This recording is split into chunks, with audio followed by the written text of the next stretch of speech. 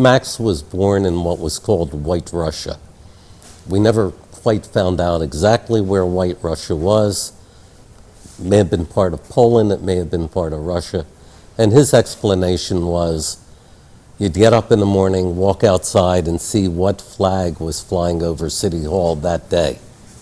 And he was sold as a young boy. They didn't call it slavery. It was called indentured servitude.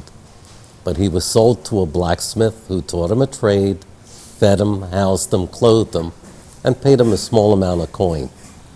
When his term was up, he took everything the blacksmith had ever paid him, bought steerage, came over on the bottom of a cattle boat, landed, of course, in Ellis Island in New York, and couldn't read, write, or speak English. He spoke Yiddish.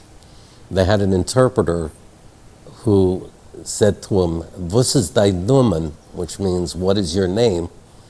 And he said something like, "Mendel Kervin." And they said, "Okay, Max Cohen." And that's how our Zeta got his name. He wound down to Philadelphia because in the early 1900s, Philadelphia was the blacksmithing center of the United States. And he went to work for a German blacksmith that employed about 75 people named Samuel Yellen. And he started this workshop in his basement, and eventually they rented, as Howard said, this actually was an old barber shop.